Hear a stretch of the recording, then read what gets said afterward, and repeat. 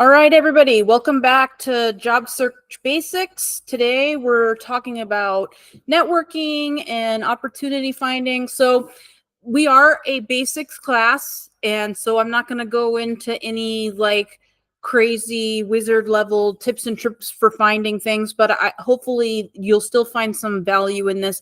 I suspect for many of us who really feel negative feelings around the concept of networking, the challenge today is just to even get people feeling okay about getting started doing it, because I do believe it's really a crucial aspect to finding a job, and it's one of those things that if you practice it, you'll get better at it and you'll set yourself up for future success in later areas if you're looking for work again, or maybe you get to a point where people are tapping you on the shoulder for opportunities. So it's really important. And so, I really want to spend this whole session just focusing on it. Like I said, I know that there's certain aspects of job search that people don't like.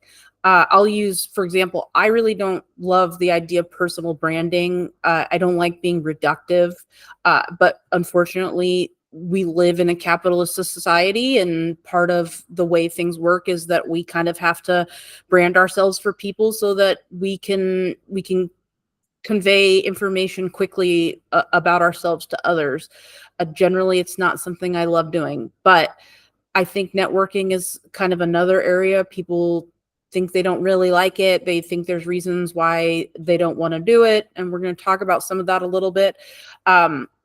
But all of these things I'm telling you, it's not because I think, oh, I love networking, I love personal branding. These are just things that practicing and getting a little bit better at them will make your life a little bit easier as you're job searching and as you're managing your career. But I'm not going to sit here and try and sell you on, you got to love it, you got to love the job search. It's a lot of work, and sometimes it's very uncomfortable. So I understand that, and when I'm talking about things, it's not because I'm sitting on some white horse or in an ivory tower telling you that personal branding and networking is super fun all the time. So with that, let's go ahead and jump into networking here. Let me pull up my slides. We're talking about networking today. Tomorrow will be the last session of our class. We're going to talk about how to get ready for interviews and a little bit about navigating the offer stage of the hiring process. You guys know the rules at this point. We're going to do a presentation. It'll probably take around 45 minutes to an hour, and then I will turn off the recording and we can do a question and answer if there are any questions after. Stay on mute unless you have questions, and I love questions. I encourage questions. Feel free to interrupt me if you have questions. It will not affect the flow, or you can ask your questions at the end. Remember, we're creating a safe space for each other. We're going to be respectful. We're going to keep our questions on the topic until we get to the Q&A section. And we won't be able to dive into anyone's unique situation too much because we're trying to be a general job search class. So with that, if you remember anything about this class, what I want you to remember is that you are being careful with your time and your energy, and you are committing to the jobs to which you're applying. And what I mean by that is only apply for jobs to which you're willing to fully pursue them. So if you're in a situation where you're thinking, why not? Click, I'll do an easy apply. I just wouldn't approach job search that way. If you're not going to be willing to go and do all the compensatory behavior around it, like networking and research, it's probably not anything that you're really excited about. So don't spend time applying for and looking for random jobs online. Try to be as strategic and focused as you possibly can. Submit as many applications as you can reasonably pursue. And that's going to be different for everyone. So that's why I don't have a number on here of you only need to apply for 5 a week, or you need to apply for 150 a week. only apply for the ones that you have the energy for. And remember, when we were talking at the beginning of class last week, I was talking about being really careful with your energy, being really careful and gentle with yourself right now, because this is it's a process that's fraught with all kinds of challenges. And so you want to make sure that you're applying for as many as you can while still maintaining some semblance of a normal life. I don't want you to stop going to the gym or hanging out with the people you love. You want to make sure that you're still having as balanced a life and staying in control of everything you can. So what we don't want to do is park ourselves in front of our computer for 10 hours a day applying click, click, click online, because that's not going to get us anywhere. So, each job posting that you apply to might take you a couple hours to put together a tailored resume, write a cover letter, start looking at networking opportunities, researching the company. So if that takes you a couple hours, then maybe you're reasonably only applying for 1 or 2 a day, and that is okay, because those ones that are really meaty and exciting and you're really good fit for and you're willing to really pursue are going to be better opportunities than the click, click, click variety. Do everything you can think of to pursue each job to which you apply, right? So what research can you do? What networking can you do? Really try and get creative with the way that you approach things. Are you putting together a portfolio that you're going to take into interviews? Whatever you can do to set yourself apart to be a forward first candidate is what you want to do. You want to approach it as if it's like, this is it. This is the job that I want. And I know that takes a lot of energy and it can be very taxing, but you're going to get further if you're willing to go a little bit further, if you're able to do a little bit of extra credit to pursue jobs. And lastly, networking is the single most important aspect of a good job search. So we very often focus on having a top shelf resume. We focus on having a good LinkedIn profile, and those things do matter, but the networking is the most important part. And there's different ways that you can look at networking. It's not just going into, an event hall and wearing a sticker name tag and meeting a bunch of people that may or may not really bring value to your network.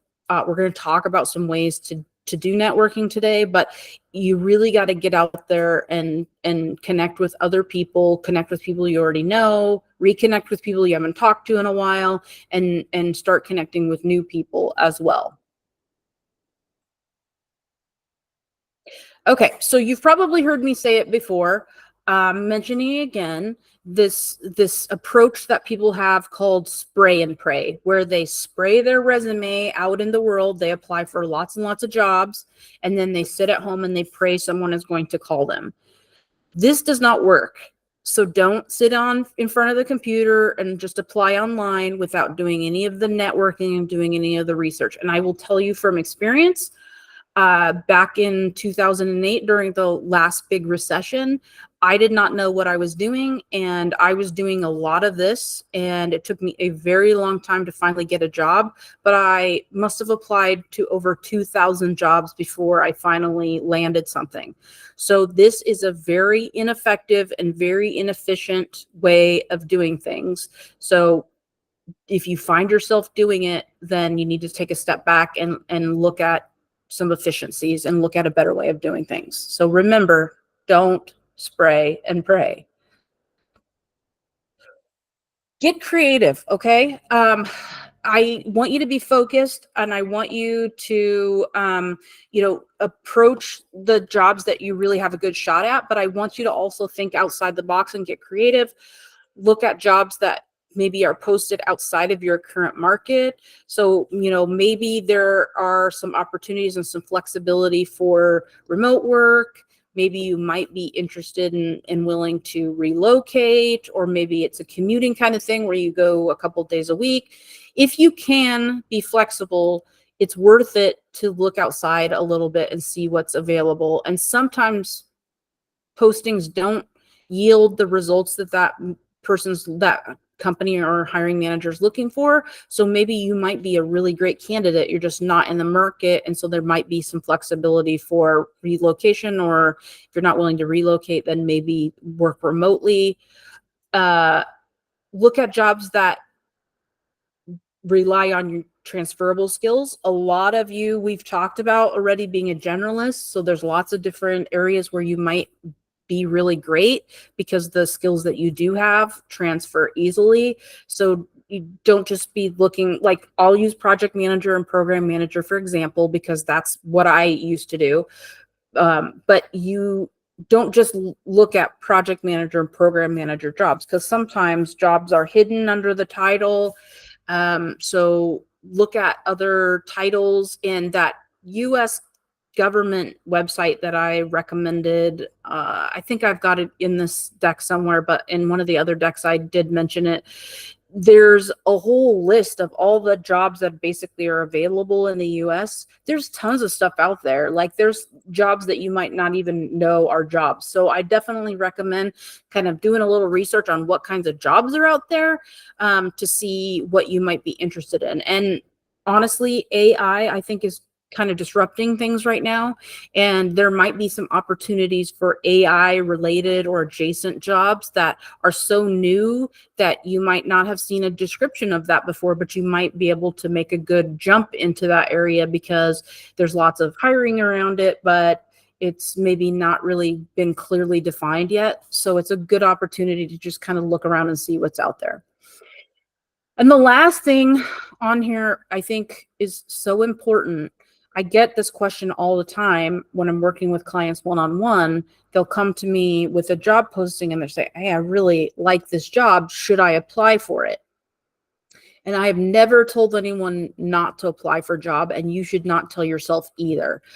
In fact, they've done studies, and some people will look at job postings and they won't apply for it unless they meet like 100% of the criteria, like they meet every single bullet. But then there's other people who will look at a job and they'll look at it and say, oh yeah, I meet like 60 or 70% of this, so I'm going to apply for it. That's the mindset you want to have. You don't need to have 100% to apply. In fact, you probably don't want 100%, because if you go in 100%, there's a chance that you're a little bit overqualified, or perhaps you might get bored in 6 months because you've ramped up on everything that's new, and so it's not really providing you a challenge anymore. So I actually encourage you to look at jobs that are going to be a little bit of a stretch, that there's a little bit of room to grow, because a lot of times there's skills that are in job postings that you can learn on the go, especially Intel people. I know that you're good at jumping in and learning new things, learning new skills, learning new technologies. So don't ever tell yourself no, because if you tell yourself no, then the answer is no. But if you go to apply and you go to interviews, you're giving other people the opportunity to tell you yes. So my perspective on applying for jobs is let them tell you no. And, take it with grace. If it's a no, if you go all the way through the process and you didn't quite get the offer, that's okay, but at least you tried. So if you're in a situation where you're applying to jobs and you see one and you're kind of on the fence of, should I apply to it? Just remember my voice telling you, yes, apply for the job. What is the worst that can happen from applying? So definitely tell yourself yes. Okay. So there's a lot of chatter around this right now. The old number used to be that it's an estimated of maybe upwards of 70% of jobs are filled by networking in some form, and that there's like a hidden job market. There's a lot of jobs that are not posted anywhere, and networking is a really great way to uncover those. Now, some people have argued, okay, it's not that high, but even if it's like in the order of 20 or 30%, it's still worth your time to try and look and see if you can find jobs and get there first.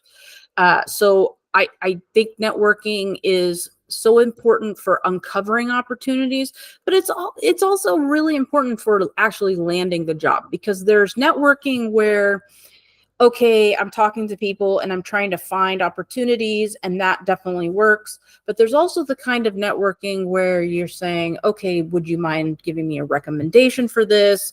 Maybe you know someone who knows the manager to put in a good word for you. So there's a couple of different ways that networking can work for you. But I do believe there still are many jobs that aren't advertised, regardless of what the exact number is. And it's a really great idea to get there first, because sometimes the hiring manager maybe hasn't gotten around to posting yet, or they're still working on approvals, or maybe they haven't decided exactly what they're looking for. But if you can find that opportunity, we're about to post this, you can have somebody recommend you, or you could be the first one to apply, and those those kinds of situations give you tons of advantage. So I definitely recommend that you're out there looking for those opportunities that maybe just haven't hit the market quite yet. Okay, so we're going to talk about networking first, and then we're going to pivot and talk about finding opportunities. But I think you get a sense for how important I think networking is. And so I'm going to talk about, and I know that this is a reductive process here that we're talking about, 5 steps to networking. But the most important step is for you to commit to doing it. So I know there's a lot of people who say they don't like networking, they don't want to meet new people, it's awkward, it's uncomfortable. But the first thing you have to do is buy in and say, okay, I need to do this for finding a job. And by the way, once you start networking, if you're not already networking, don't stop networking. Even when you retire, you're still going to be networking. And honestly, a lot of people will come to me and say, I'm not a good networker. But the truth is, to be a human being is to be naturally a networker. Even if you're an introvert, even if you are shy, um, you are a networker. And you think about it, okay? Your Saturday afternoon, you're hanging around the house and your refrigerator breaks. You're going to ask someone you know if they know anyone who fixes refrigerators, or you're going to get online and you're going to rely on recommendations. You're going to rely on websites like Yelp to help you make a decision about who you should call and who you should hire to fix your refrigerator. You're going to go out to brunch, take your mom to brunch on Sunday morning. You're going to maybe rely on people to recommend where to eat. You're going to rely on, you know, reviews online to tell you if the place that you want to take your mom is good or not. So we rely on network all the time. And I think about here in Portugal, you know, that I moved here just a couple months ago. I don't have a dentist yet. I don't have a doctor yet. I don't have my favorite restaurant yet. I There's lots of things that I don't have because I don't have a network. And so one of my first challenges coming here is try to make some friends, because once you know a couple people, they can say, "Oh yeah, you should go to board game night at such and such a bar on Tuesdays. That's a great place to meet people." Or, "Here's a good English speaking dentist." We get a lot of information through other people. And so that's really what networking is. You're just turning it towards work, right? So you're usually looking for one of two things when you're networking for work. You're looking for information. Is this company a good place to work? What are the benefits? You know, what's the culture? Are there any open opportunities? What's that manager like? Or you're looking for further connections. Do you know anyone I should connect with? So hopefully you can kind of find ways, and I'm going to talk about a couple to kind of get you going, but you can start by saying, okay, maybe this isn't something that I think I'm going to love, but I can do it. And you commit to actually doing it as a part of your job search. So last week we talked about branding, and this next step about knowing your value. You need to be able to tell people in a clear, crisp, and concise manner what you bring. and what you're looking for. Because if you are out there networking, but you have a very muddy brand or you have a very muddy message, I'm not really sure what I'm looking for. I don't know. I could do lots of things. You're not going to really get as far with networking because people don't know what to connect you with. So you need to get laser focused. I'm really great at putting together slide decks. I'm really great at resume writing. I'm really looking for a job as a resume writer or whatever it is that you're looking for so that people know to connect you. I was talking to a client last week who is looking for director level work in UX and UI research and design. Knowing that, if I see anything in the UX UI director level work for the next couple months, you can bet that I'm going to reach out to that person because I know specifically what they are looking for. So when you're talking to people, you need to be real clear, a couple things you're really good at and what you specifically are looking at.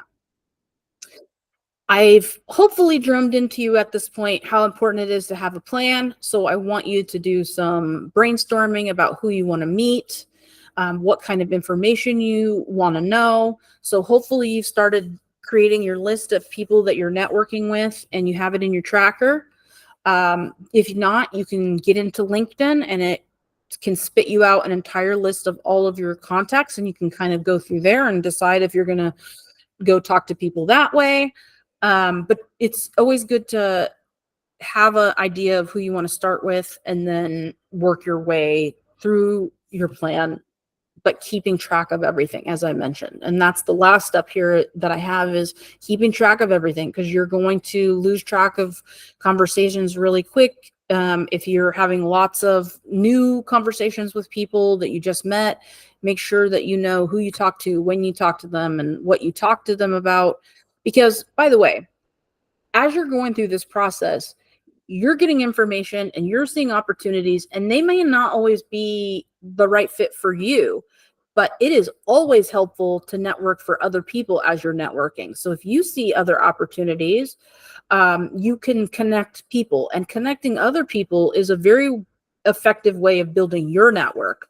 So for example, just before this conversation, I connected somebody who I think could really value from knowing somebody else in my network. I sent out an email and just said, hey, I think you two should meet. And here's the things I think you should talk about, and set up connections that are helpful to other people, because sometimes those connections might not be valuable for you just in the moment, but you're sowing seeds of goodwill and you're showing that, hey, you're willing to do stuff for other people, and that will hopefully result in them showing some reciprocity, right? If they see something, they'll share with you. And I like the idea of us all going along together and supporting each other throughout our careers.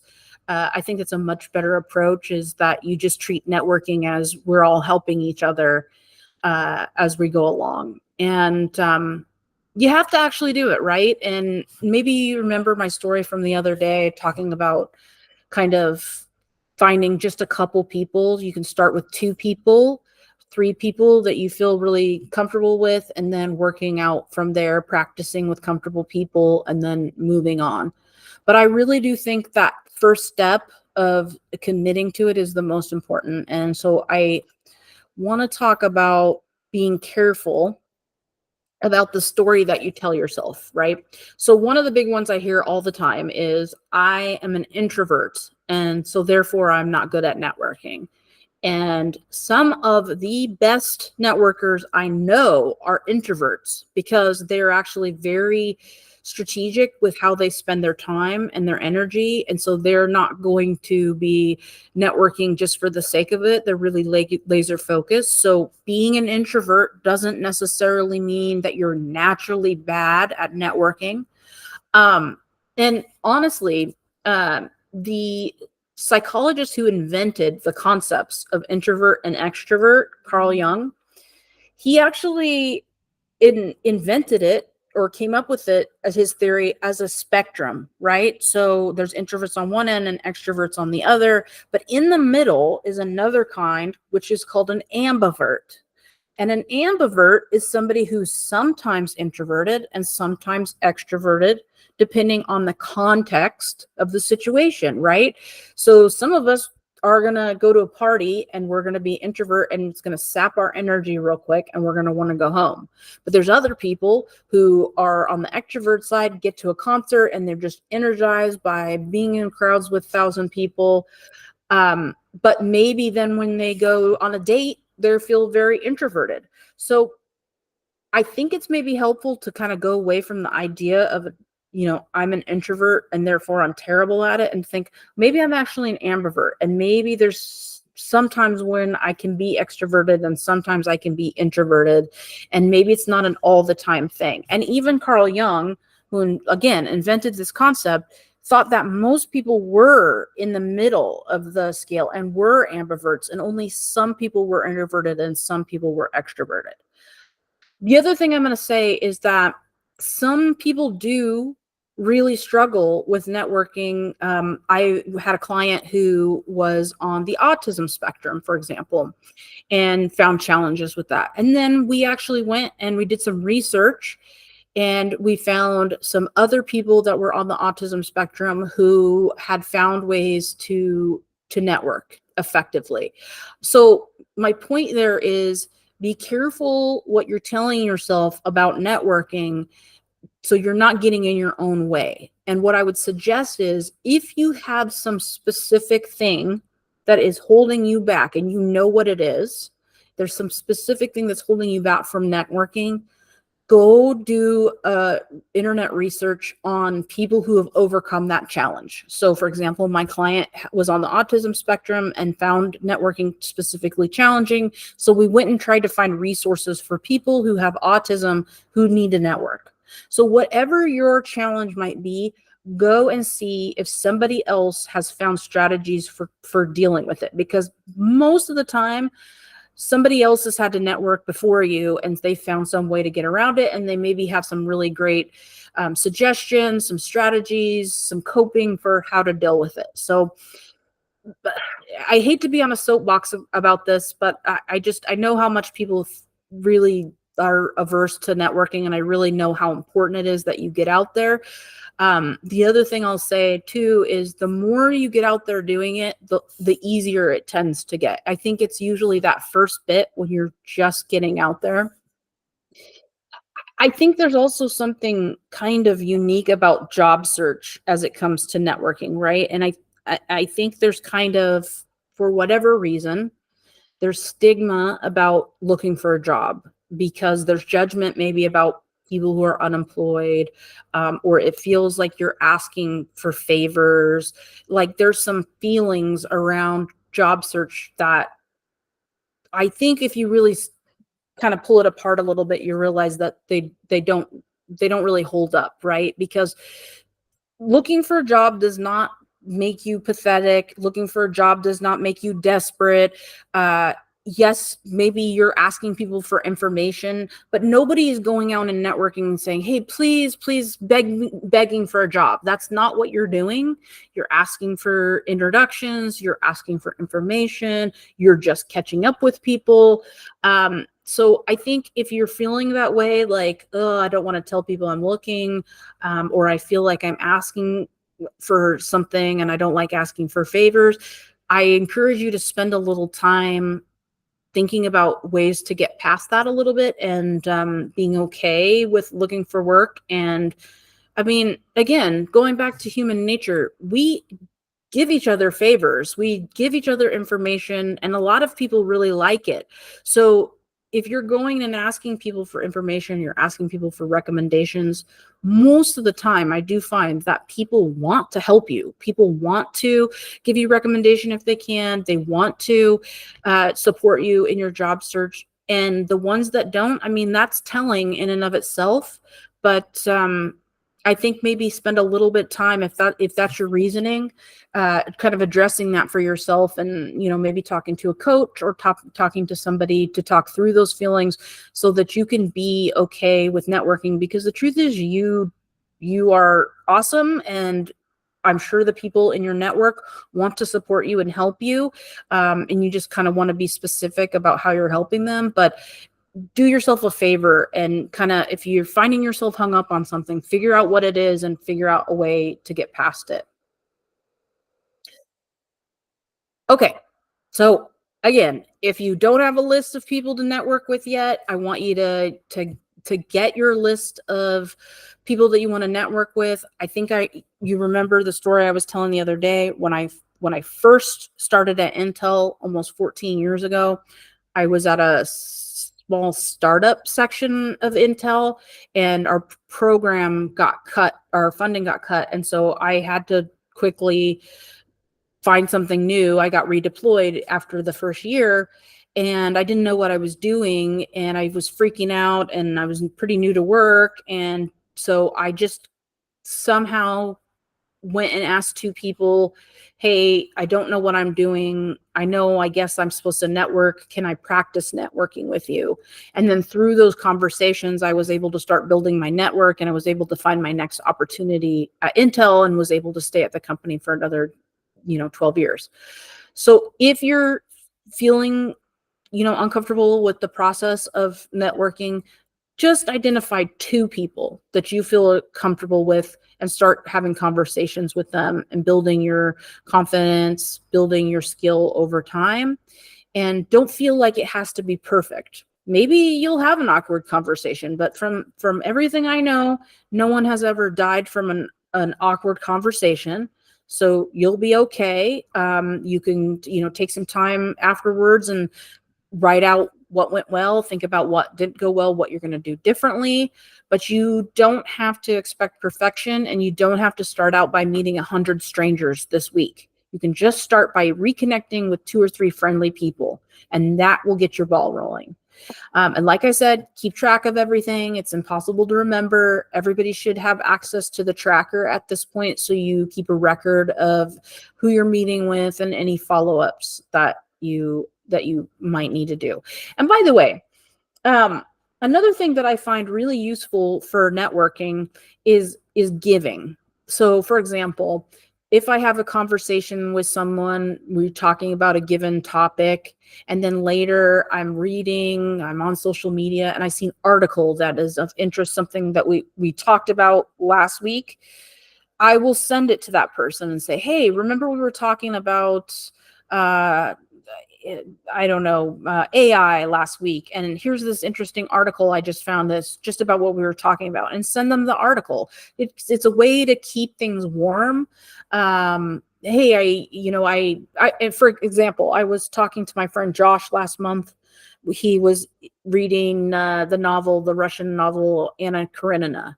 And then afterwards I saw an article about War and Peace, and so I was reading this article about War and Peace, and so I sent it to him and said, hey, look, this is somebody's take on Russian literature. And so we keep each other warm by like sharing information that they might find useful or you think is interesting, and so you kind of keep the conversation going a little bit. So giving a little bit in some ways can be really helpful, and then maybe get away from your feeling weird about asking for things if you're very generous with giving. So that's something that I have found that's been useful for networking. All right, so I'm going to pivot now, and I'm going to start talking about LinkedIn a little bit, and I think there's probably going to be questions about LinkedIn. But before I dive in there, let me pause and see if there are any questions in the room about just networking in general, how to get going, any hangups you want to share. What do we got?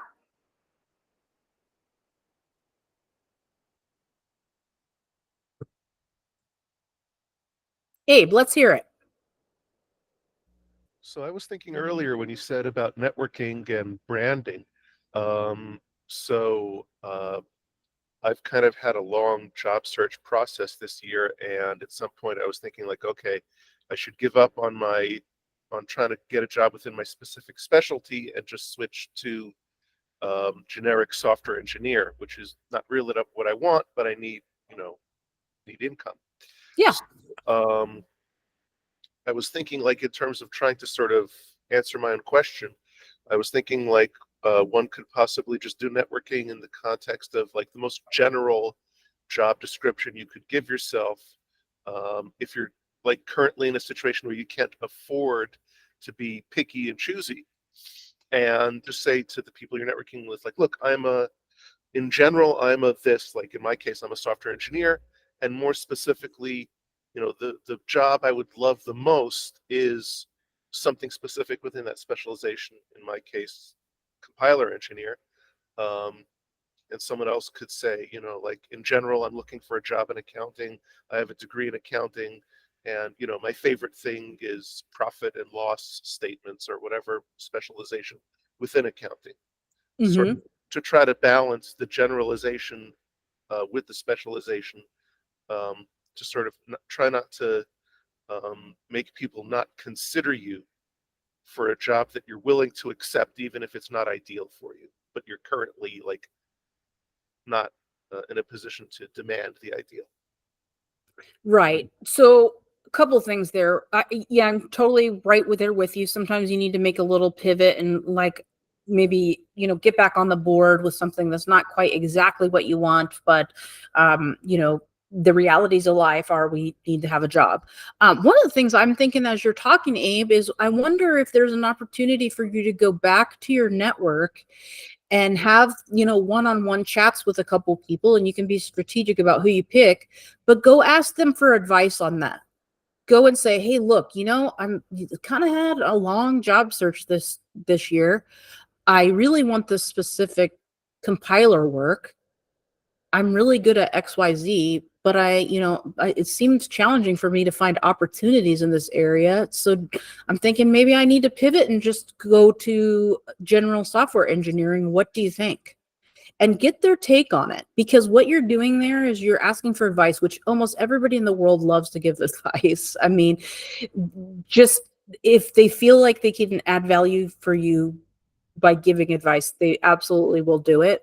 But the other thing is, it's an opportunity for you to tell them specifically what you're looking for and specifically what your skills are again. So even if they give you advice, that's great, but you're also sowing that seed of information for them again. And it's not something that might pay off exactly in the moment, but it's an opportunity for you to maybe circle back with some people you haven't networked for a while, touch base, let them know how it's going, reiterate your brand. And then when they maybe see opportunities again, if it's a compiler one, they might be like, oh, this is perfect. This is exactly what I know Abe would be into. Or you've also let them know that you're open to the more general software engineering as well. And so you're kind of maybe just kind of rewarming people a little bit in your network. Something to think about there. Thanks very much. What else have we got? Tina. So you mentioned reaching out to people that you don't know, and that's probably the hardest part of networking for me. So, do you recommend just reaching out to somebody cold because you spotted their profile on LinkedIn, or is it better to try and have leverage a mutual connection to kind of do a warmer intro? So be strategic. So I'm not necessarily recommending just going on LinkedIn and, hitting up random people. But if there's a strategic reason, like, so for example, you just found a job at Microsoft, and so you're interested in knowing more about Microsoft, you can reach out to people at Microsoft and say, hey, I just applied for this job, or I'm thinking about it, and I'd, love to have a conversation about what it's like to work at Microsoft. Now, let me give you a caveat too with reaching out to strangers. You're not going to probably have as much luck with response as you would with people who know you. So Right. That's okay. That's okay. Don't take it personally, and don't think, oh my gosh, that person never responded to me. What am I doing wrong? Because you're not doing anything wrong, but just not everyone's going to necessarily be receptive to cold connections, and that's okay. But I think be kind of specific about what you're looking for. And if you're having trouble figuring out what to say, because I think that's a challenge for people as well when you're reaching out, you can look, if you got a copy of my book, there's examples of some scripts, but nowadays Google it or chat GPT real quickly, write me a short cold connection LinkedIn message and see what comes up, so you have something to say. but I would have a strategic reason, and that will be helpful, right? Hey, I saw that you're a recruiter at this company and I just applied for this job, or I really am like me. Remember, I was saying how I really want to work at Tony Chocolonely's.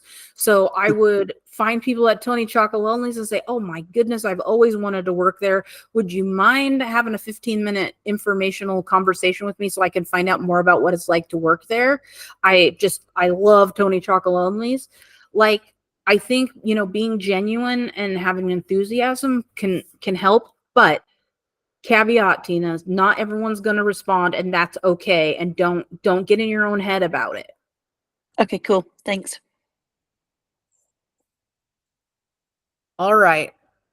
What else? We have anything else about networking generally before we moved on to LinkedIn?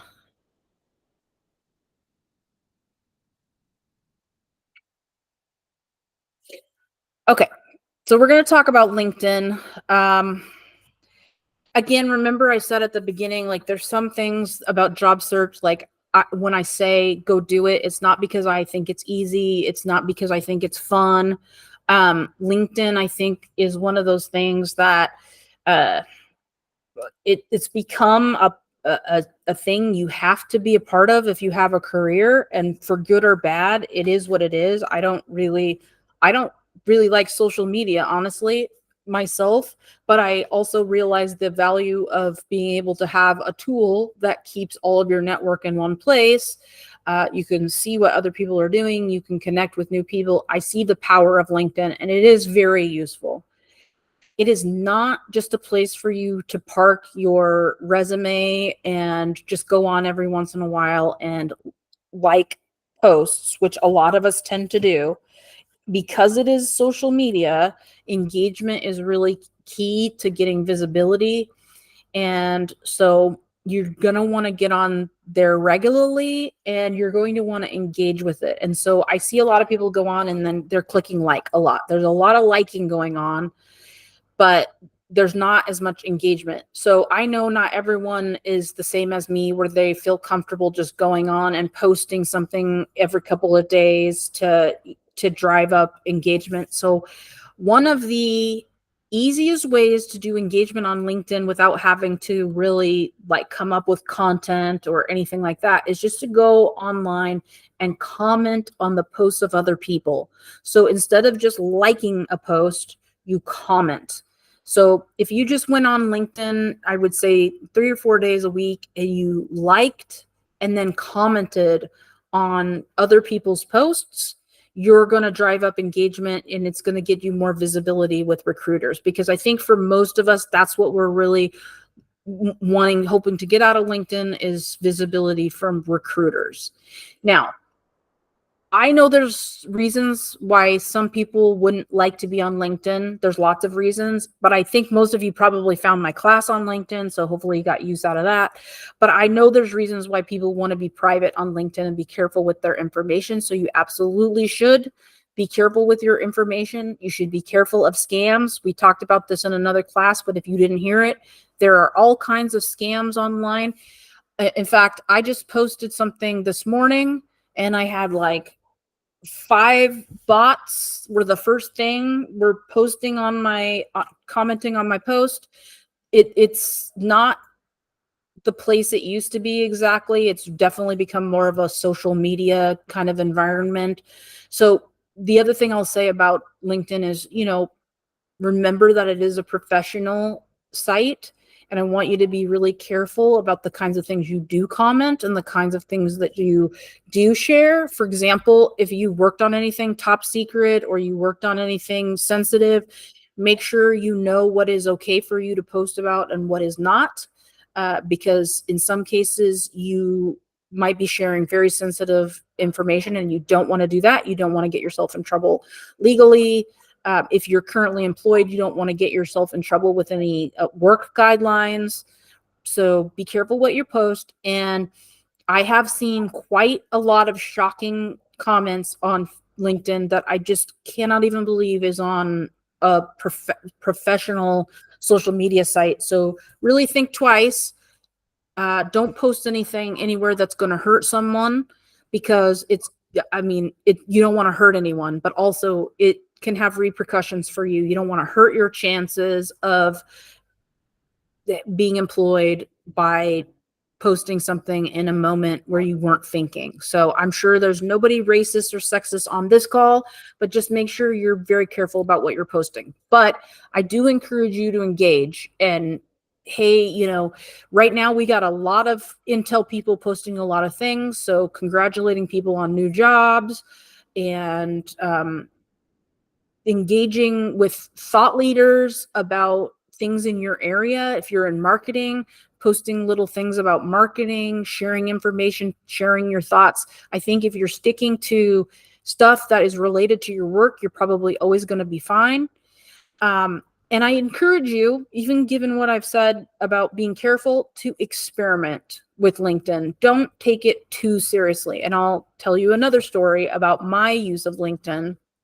About probably 7 or 8 years ago now, I took a job as a Blue Hire talent champion, where my job was to teach people how to find a new job. And at that point, I thought, okay, well, I need to get good at LinkedIn because people are going to ask about LinkedIn. So I will go and figure out how to get good at LinkedIn.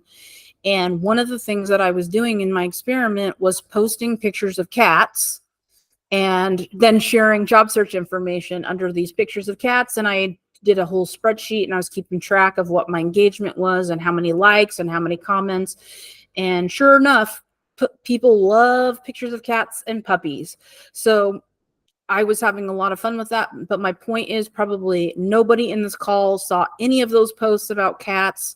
So, you know, have a little fun with it if you want, and experiment, figure out what works for you. And don't be so afraid to put yourself out there. If you have a good idea about something work related, you know, put it out there and see what happens. Or, you know, share your opinions on people's posts of things that are relevant to work. It's okay to share a little bit. I think the rule of thumb kind of on comments is try to say something, you know, substantial and genuine. So try and see if you can do comments that are at least 10 words and see what happens there. But that'll get you out there, get you visible. People will see you. You're not necessarily having to come up with a complete like LinkedIn content strategy of things you want to post. You're just going out there and kind of responding to what's already out there in the environment. And then, like I said, engagement is key, but I'm also going to talk about some other aspects of LinkedIn, the basics that we just kind of want to make sure that we're covering with regard to our profile and our presence there in general. I hear a little noise. Beth. Hey, thanks. I just wanted to address something with LinkedIn, and I appreciate your encouragement to take risks. But there's something with LinkedIn that's gotten interesting that I just wanted to bring up, which is dealing with direct messages on LinkedIn. So I've seen this. It's like 1 out of 100. I'll post, you know, stuff I'm working on at work. It's all professional and generic, and somebody will reach out wanting to learn more about what I'm doing. Usually kind of engaging from a, hey, I'm trying to understand more about what you're doing. And I'll, you know, it'll be a back and forth with somebody who, you know, says the right things, and then all of a sudden they'll start saying unprofessional things that go down a very different path. So I'm starting to learn things like if somebody DMs you and it starts getting uncomfortable, it's totally fine to block them, and to, you know, be careful even when you do DMs back and forth. If someone seems very knowledgeable about what you're talking about, but things go sideways, to listen to your red flags that might say, hey, this is uncomfortable. I definitely want to stick to professional. And if it continues down that path, just stop and block them. Thank you for sharing your terrible experience, Beth, so that we all know to be on the lookout for it. I'm sorry that happened to you, but that is unfortunately a real part of social media. And I don't know what happened to LinkedIn the last couple of years, but it's definitely gone through that route of like, I'm just minding my own business here. And then you've got creeps and scammers. So do protect yourself and be careful. And to Beth's point, if it's not professional, it's not work related, then make sure you block them.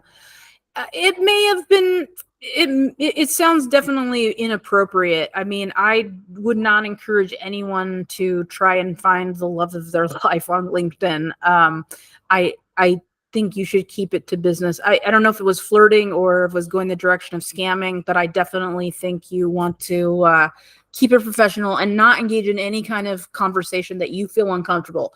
Keep your boundaries the same as you would for anything else. So yeah, unfortunately, It wasn't flirting. It was really inappropriate. Where it didn't take much to be like, oh, so you've got a very different perspective here. All right. I just stopped. I just blocked them. I think that's actually a pretty common experience, unfortunately, for women specifically on LinkedIn or any social media. But yeah, Just one time. It's like 1 out of 100. Excuse me. So I'm learning to watch things like, sorry, but it's kind of an age thing. And, it's pretty, for me, it's a typical gender thing. And it's just starting to become where it's like, all right, there's just, honestly, one of my gauges is I'll go look at their connections. If they have no connection to me, if it's like they're not through university, they're not through somebody I know, it's really somebody random who looked me up on LinkedIn and read my posts and reached out. I won't accept them anymore. I have to have some, like, you have work experience at a company that, and even one of them got through that filter where they worked at like Apple. And so I thought it was totally normal conversation until it was not. So yeah, just it's weird how it's unusual, but not completely unusual. I don't think it's that unusual, unfortunately. And I think you actually bring up another really important and good point, is being careful about managing the people that are in your network on LinkedIn. Because I think there's a tendency to just be like, oh, okay, well, what's the harm if it's online? But I would scrutinize people's profiles when I get a request for a connection. I go look, and even if it says Intel, I go look and kind of like Beth says, do we have any connections in common?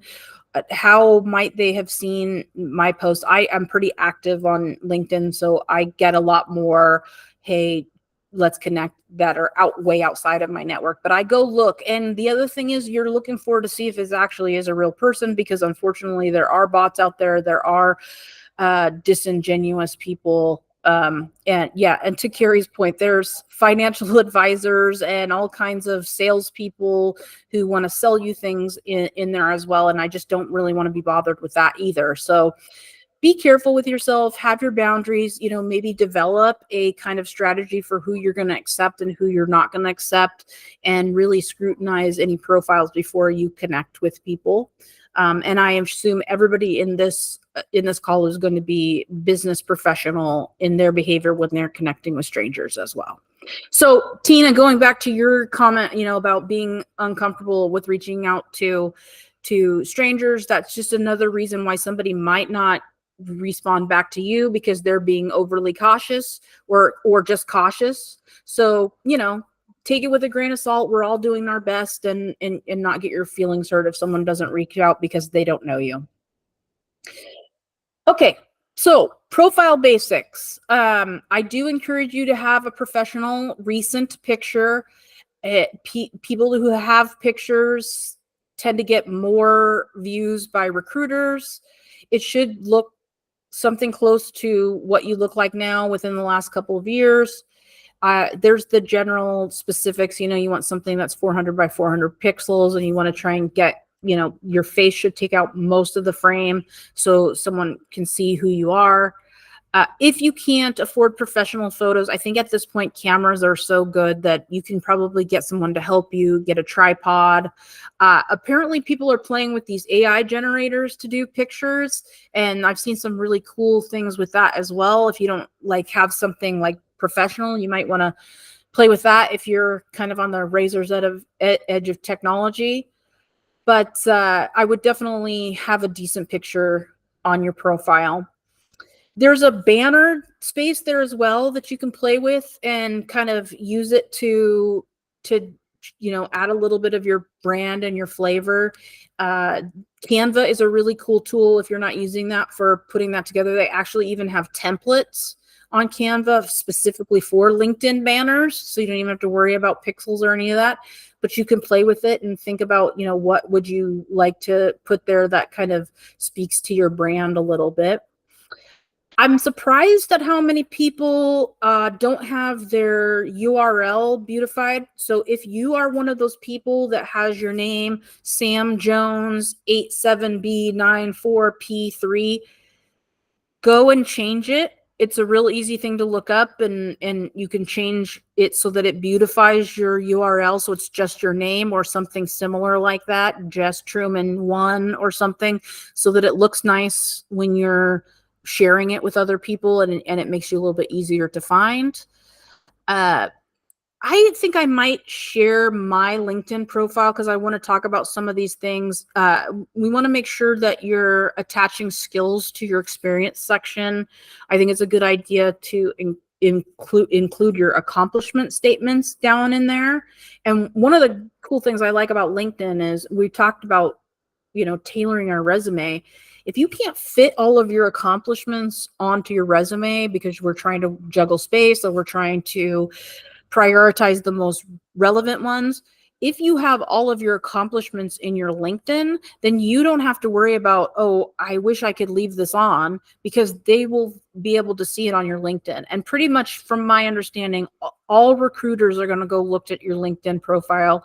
People are, if they're considering you for a job, they're going to look at your LinkedIn. So your LinkedIn is an opportunity for you to put stuff that you can't fit on your resume so that they will still see it. And then on some other slides, we're going to talk about the most important sections and kind of how to approach those. And that is picking a headline and picking a summary. So let me take a real quick poll.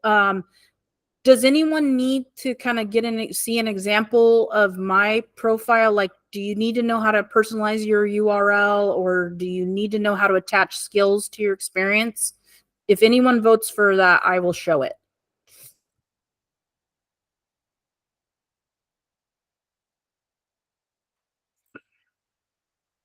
Okay, I'm getting mixed messages here.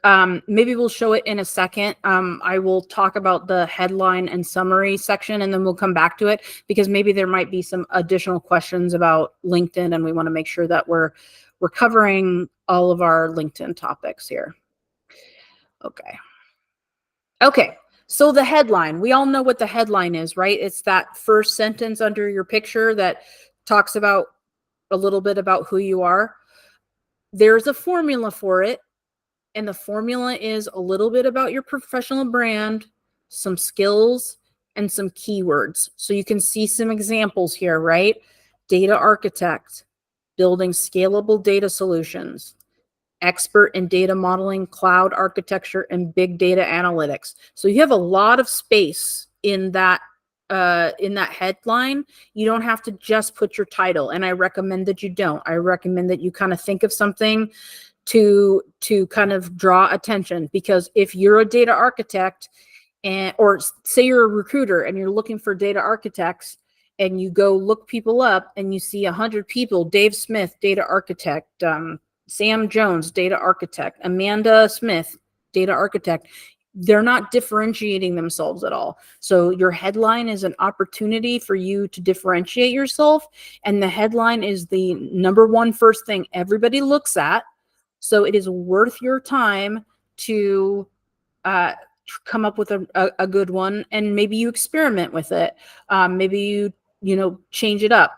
I go in and goof around with mine every once in a while, but you want to take the opportunity to say a little bit about your brand, your skills, and your keywords in there so that you have an opportunity to set yourself apart from others. There are tools, and I don't think I have the link in this deck, but I will try and find it.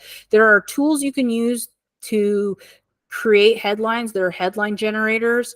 I think you could also use ChatGPT for this. We're using it for everything these days.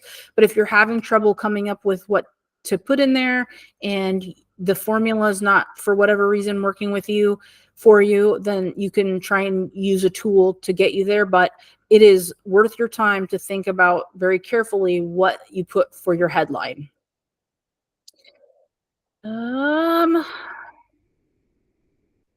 The next section, the next most important section is your LinkedIn summary, okay? So the LinkedIn summary is a little bit different, but very similar to your executive summary in your resume. You're gonna maybe have some of the same things going on in there, but the LinkedIn summary is a different tense. So we talked about resume. Usually when you write your resume, you don't use I statements. You don't say I did this or I'm responsible for that. You leave the I out. So with LinkedIn, you can use I statements. It's okay to say I did this, I'm good at that, and just kind of speak in the first person. And bullet points are great because, again, you don't want to have a word like a whole wall of words that people have trouble finding things. So you could do bullet points. What kinds of things do you include? You can include some of these things, but you don't have to include all of them, but some things to think about, right? What is a good opening line? Like, what is maybe a hook, something that would catch someone's attention, and maybe a way to answer, what is the first thing you would want someone to know about you? If they only read one line about you, kind of what would that sentence look like? You have room for your pitch, similar to your elevator pitch that we talked about. Maybe you want to put your most important career highlights. What are your biggest accomplishments? You want to put them there. Maybe you want to put a call to action of some kind, right? What do you want people to do when they look at your profile? So for example, maybe you're wanting to speak specifically to recruiters. Do you want them to email you? Do you want them to give you a call? And then this is a great opportunity, right, to embed keywords and skills. So think about those things that are on your resume. If you can't get them all in the same space, yes, this is your about section, your summary section. You can put keywords and you can mine job descriptions just like for your resume. You can look for words that would catch the attention of recruiters that are hiring for jobs that you are looking for, jobs of interest. So again, you can put some of these or all of these, or just the ones that you think are relevant to you. But if you're looking for what to put in there, these are some of the things that you would want to include. Okay. So let's pivot and talk a little bit about finding opportunities, because LinkedIn by far is not the only place that, although I do think that it's got a pretty decent jobs board, you can find opportunities in lots of other places. So like I suggested at the beginning of class, I think it's a good idea to brainstorm a list of companies that you find interesting. If you're in tech, we can look at industry peers. Anyone can look at industry peers, but like for us, some of them might be NVIDIA, AMD. You might look at vendors or previous clients that you worked with that had a working relationship with your company. Those maybe are places where you have networking contacts already. You can look at companies in your area. So there's always companies or organizations that are like the largest employers. So like Portland, for example, Intel is one of the largest employers in Oregon, but there's also OHSU and there's other larger companies that are there as well. So you can go look and find, if, for example, Google a list of the top 10 employers in your area, and maybe some things will come up that you didn't think about where there might be opportunities. If you are somebody who's at this particular moment in time really looking for, hey, I really want to do some good with my career, I really want to work on some societal issues, there's a couple of places I would recommend. There's a website called 80,000 Hours, which alludes to the fact that in general in our career, we work for about 80,000 hours. But they specifically focus on work that relates to existential risk to human beings. So for example, there's some for climate change, there's jobs in AI ethics, there's jobs around solving global pandemics, just anything that might cause an existential risk to human beings. They post a lot of jobs that are working on solving those kinds of problems. That's 80,000hours.org, I think. But it's a really cool organization. And I also recommend the website in general, because there's all kinds of goodies in terms of job search stuff on their site. that can be really, really useful and helpful to you. But they specifically have a job board for postings around those kinds of things. B corporations are another area to look at. So B corporations are a designation, if you're not aware of already, they're specifically adhering to certain ethical standards in the work that they do. So there's lots of B corporations, companies that are saying, hey, we're going to work on doing things a certain way. Maybe they're manufacturers, but they're doing everything ecologically friendly. They're working again also on, solving some societal issues. But B Corps, there's a website specifically for B corporations, and there's job postings for that. But you could also do, again, a Google search of give me a list of the top 25 B corporations in the United States and see what comes up and see if there's any companies of interest. Again, not to beat the dead horse with the Tony Chocolonely, but one of the things I love about their company is they're working on solving the issue of slavery in the chocolate supply chain. And so they're not only working on it for their company, but for the industry as a whole. So that appeals to me, as I like chocolate, but I also, want to contribute to ending slavery. So that particular company really appeals to me for that reason. So maybe you also feel that way about certain companies, and this is an opportunity for you to go and look and see if they have any opportunities that meet your skills and your experience that you could go and apply to. And by the way, if they don't necessarily have an opening that fits, you can always still send a resume usually for companies and say, hey, put a cover letter, tell them the story of why you're interested in working, and send your resume along. Look for recruiters at those companies on LinkedIn, see if you can connect with them. Hey, I'm not seeing anything that matches exactly my skills, but I've always wanted to work at your company, or I've always been interested in that. Could we have a conversation? Or do you know of anything that, where I might be a good fit, and start conversations that way. We're networking, so we're talking to people in our network. Maybe you ask that question. I've always wanted to work at this company for XYZ reason. Do you have any companies that you think are great, and why? And have those conversations. There's all kinds of jobs boards, and I only listed a couple of them that I think are a little bit more outside the box, but there's LinkedIn, there's Indeed, there's Monster, there's tons of them. Flex Jobs is one that's specifically around remote jobs. So that one is paid, I think. There might be a free version, but it's definitely a subscription service. But Flex Jobs specifically only posts jobs that are remote. And from my understanding of Flex Jobs, they also really vet all of their job postings. So I think that you get better opportunities posted there because they actually go out of their way to make sure that those are good job postings. And then we talked about that, right? Widening your search a little bit on LinkedIn and looking at different locations, maybe cities that are close by, or maybe not. Maybe just opening up after you've done a more focused search, you go and open up your criteria a little bit and see what else might be out there. If maybe there's a conversation to be had about, hey, I'm not in the same location, but would you accept a candidate in Boston, or would you accept a candidate in another location? And nowadays, I know there's a lot of interest in going back into the office, but I still do think there are some opportunities that are open, that are flexible. What's up, Tina? I wanted to ask you about the LinkedIn Premium membership. Do you think that's worth it for the job hunting? So I have never heard anyone say anything that was super valuable in the LinkedIn. I've researched this a lot because I've gotten this question just about every time I've taught this class, and I just don't see the value for it, to be honest. I know that they usually give you the 1 month trial, and so I guess if you haven't had the 1 month trial, you could try it, but I just have not had anyone recommend it. I don't see any reason why you need it. LinkedIn has so many powerful functions with the free version that I think if you were entertaining the idea of getting the premium one, first I would make sure you knew everything that the free one offered, and make sure you're utilizing every power that tool possesses before you bother paying for it.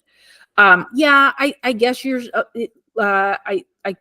didn't see who commented, but yes, you're supposed to be able to see who's looked at your LinkedIn profile, but I don't know if that really provides a ton of value. Abe, I think you were first, and then Anil. Hi. So this is partly experience, partly a question. A month or two or three ago, I was like, okay, the hell with it. My job search isn't going so well. I'll pay for LinkedIn Premium, because that was not part of the sort of employment, sort of post-employment package with Intel. So I thought, okay, I'll just pay for it. And I tried signing up, and it was confusing to me. It was not straightforward, like you're either premium or you're not. They had like different tiers or something like that, like, premium plain versus premium plus. I don't remember what they called it. And it was confusing, so I just canceled. I closed the sign up. So I'm interested to hear if you have any, or if anybody has any recommendation about that. Yeah, let's see what Anil says. But from everything I've seen, I just don't think it's worth it. And I mean, you can go and look, there's articles written, people got the premium and then they talk about what it has in it. But I just don't think that it adds any value. It's not something I would bother with. But Anil, what do you think? Thank you, Jess. So I kind of agree with you because we have so many tools. If you are active on LinkedIn, they kind of send you opportunities to utilize almost all the tool, except for that sometimes you cannot see who actually looked if they are hiding, but it will still say technical manager at NVIDIA looked at you, and then you get kind of the idea. So I wouldn't pay for it right now. I think people are getting referrals for like 2 free months that I can give it to other people. So somebody gave 2 free months to me. So I took LinkedIn Premium for 2 months. I will be canceling them when the 2 months are over, because all the AI tools, the seminars and all, that's available free to us either in LinkedIn or somewhere else on YouTube or things like that. So I don't think we need to spend that money because most of it is one way or other available free to you. And if you think about LinkedIn Learning, it is available to you free if you are working at Intel. And if you are leaving Intel also, I think it is included in the package when you leave Intel too. So LinkedIn Learning is free. So I agree with you, Jess. I don't think there is much value in spending this $40 or something every month. Yeah, I think. Oh, go ahead. Somebody was talking. Oh, I'm sorry if I interrupted someone. I think it's not worth the value. I'll go look and see after we're done talking if I can find a couple articles I might have saved about the subject. I've never seen anyone really recommend it. And to Anil's point, most of those features you can get in other ways. And like, okay, so you can see who's looked at your profile. I don't know if that's actually a really very high value thing, because if they were a recruiter, they wouldn't be shy about looking and connecting with you. A recruiter will be very forward in connecting with you if they think that you're a good candidate. So I don't know, like that would be very useful to you to have that information. Abe, what you had something more you wanted to add? Yes, please. When I was thinking of subscribing to the LinkedIn Premium, I was mostly considering that because of like being able to network with some people who, like, I couldn't send them a message right away. Like, it was basically Because you weren't connected. Yeah. right, because I wasn't connected, and it was like someone who I wanted to network with for job seeking purposes. So I kind of held off for that. Like, is it worth $40 just for this, whatever? But eventually it became kind of cumulative. Like, oh, there's these, several people I'd like to send messages to. But when it got confusing, when they made it confusing because there was more than one tier or whatever, I was like, oh, come on, you're giving me too much like brain overload to this. Yeah, I mean, you don't really need that. Add to the ambiguity and the uncertainty of what we're doing, and then you got to try and make that decision. I'll go do a little bit more homework and see if I could find those articles. But I've never had anybody say anything that I think that is really, at the end of the day, worth a monthly subscription, that it really helps you that much with your job search. But I'll get back to you guys with the follow-up information on that. I just want to point out the right side of the slide. I know I already talked about it, but if you are ever wondering, should I apply to this job?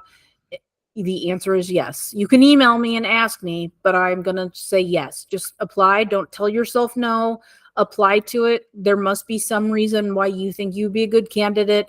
But I don't want you to just apply for a job, right? You're going to go do the other things that we kind of talked about. You're going to try and see if you know anyone who knows someone that works there. You want to see if you know anyone that works there. See if you can find a recruiter, because a lot of times in LinkedIn, it will have a recruiter attached. So if there's a recruiter attached, go and direct message that recruiter, and you will be surprised. Most people don't do that. So if you're going and reaching out, you are setting yourself already up apart from a lot of people by connecting with recruiters. So go out of your way to connect with recruiters, connect with people at the company, do your research on the company, apply, but that's not the end of it. You want to apply and do these other things as well. All right. What do we got? Okay. So how do we communicate, right?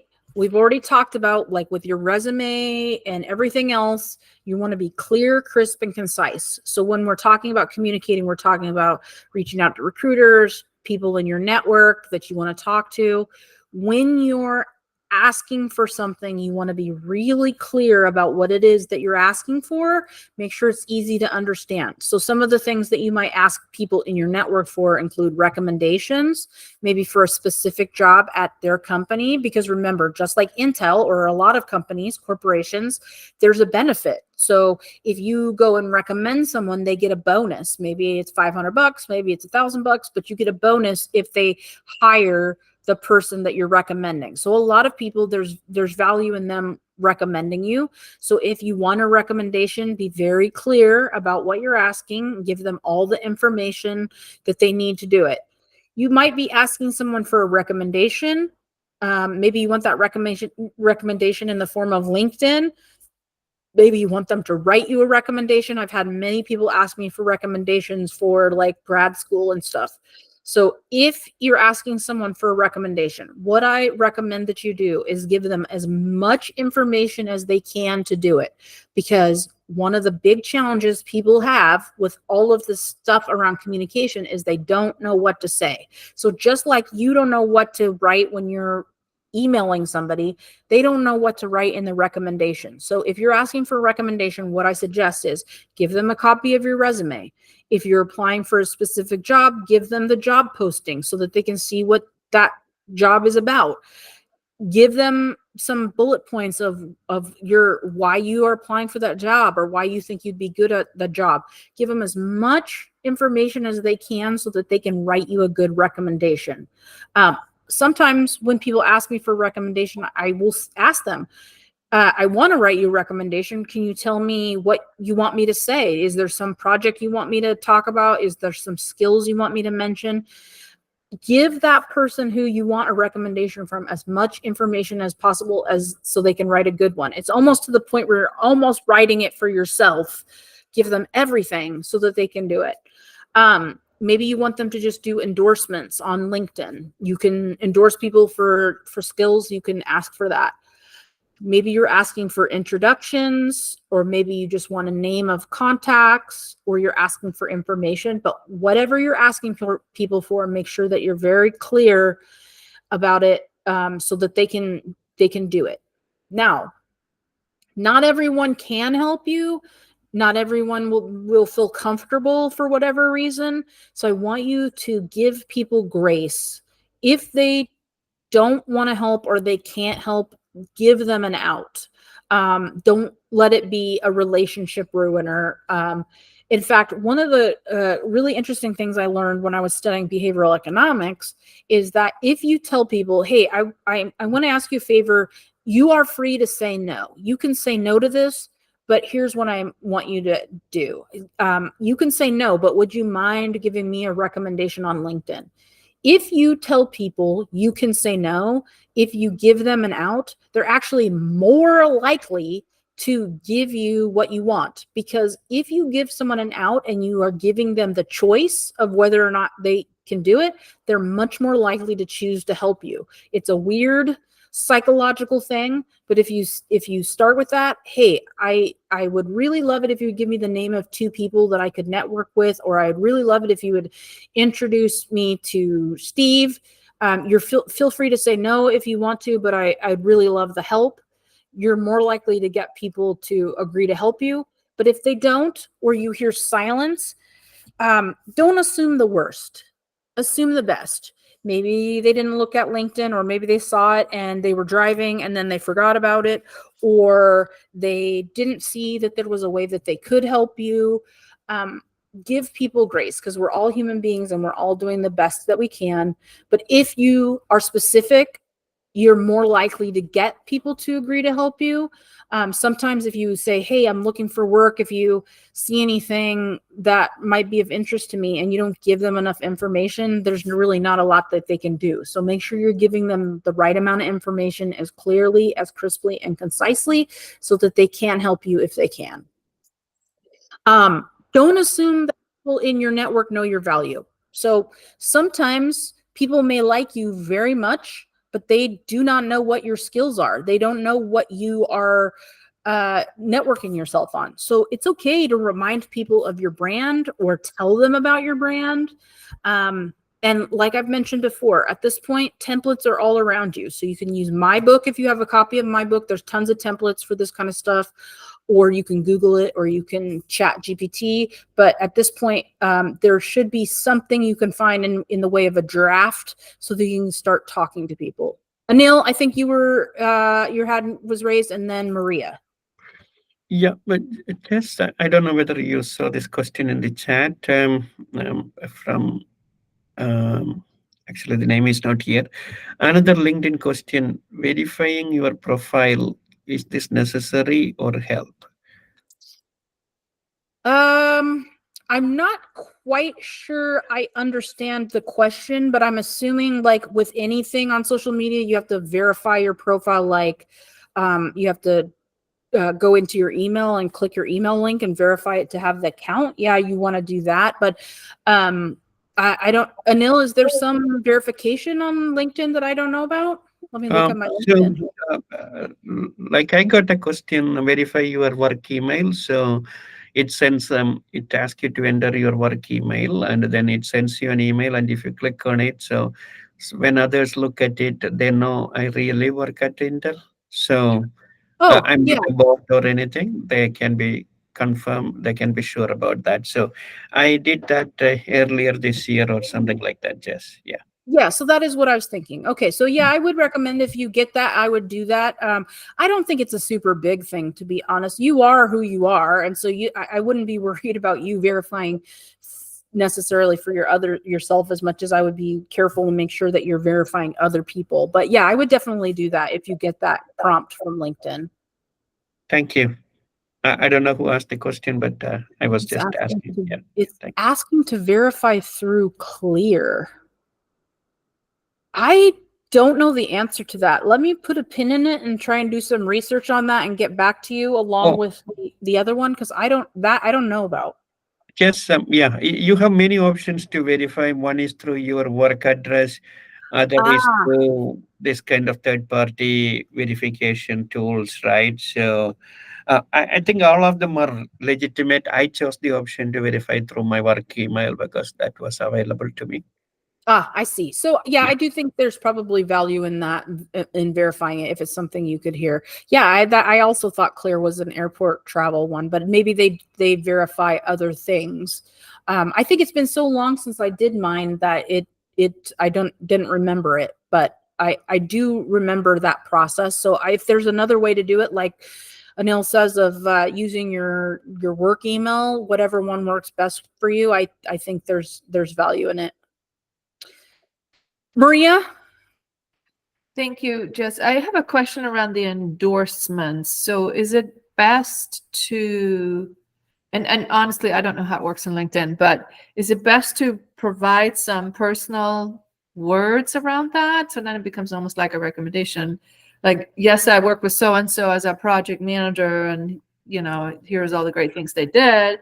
Or do you just click the button, yes, that person is in fact a project manager or has worked as a project manager? Yeah, so there is two ways you can do it. Like for the endorsement, you just go look at their skills and you click, yeah, I endorse them. And I think that's the easiest, cheapest, least commitment way to do it, right? You can go in there. I do think it's helpful to people.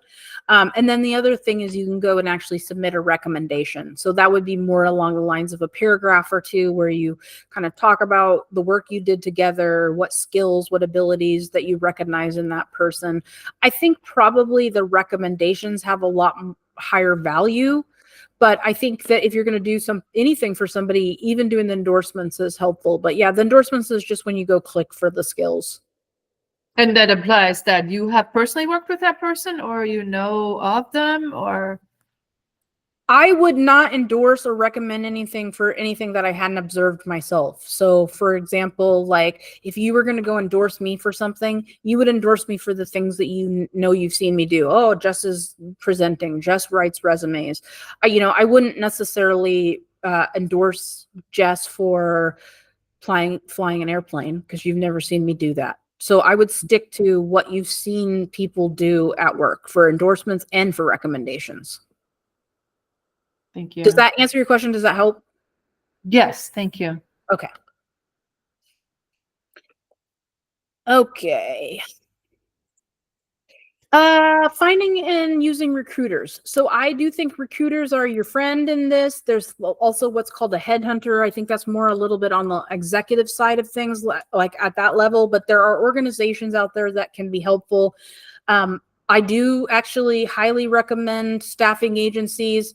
I have done staffing agencies many times before I worked at Intel. And in fact, I started Intel as a contractor for my very first year at Intel before I was converted to a blue badge.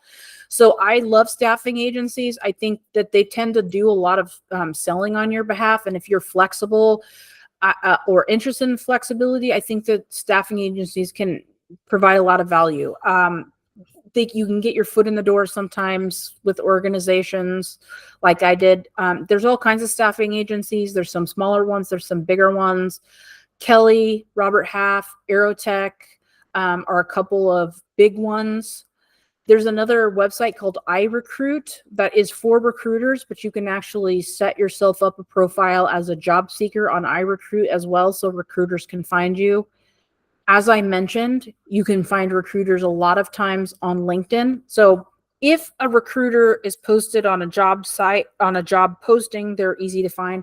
But you can also go to the profile pages of companies and go and look and see, do a keyword search and find recruiters by typing in recruiters and seeing who comes up at that company, so you can refine your search a little bit. So like if I was going to look at Microsoft, I could go to the Microsoft page on LinkedIn, and then I could do a word search for recruiter and see who is a recruiter that comes up at Microsoft. So that's a way you can do it on LinkedIn. But don't forget that other social media sites such as X and Facebook also have recruiters with social media presence. So one of the things you can do is you can look for hashtags like hashtag recruiter, hashtag looking for, now hiring. You can do keyword searches there and find recruiters that are posting jobs on social media. So this tends to be something I think is more common. I'm seeing with like Gen Z. But it is definitely something that's having probably, I don't know how TikTok works, but I know for sure that X and Facebook, there are recruiters that have presences there.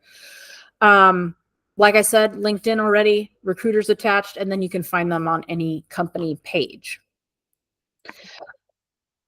With that, that's the end of the deck for opportunity finding and networking. Tomorrow, we're going to talk about interview preparation, but I'm going to, at this point, stop the recording, and then we'll just kind of open it up for Q&A and open conversation. Just one second.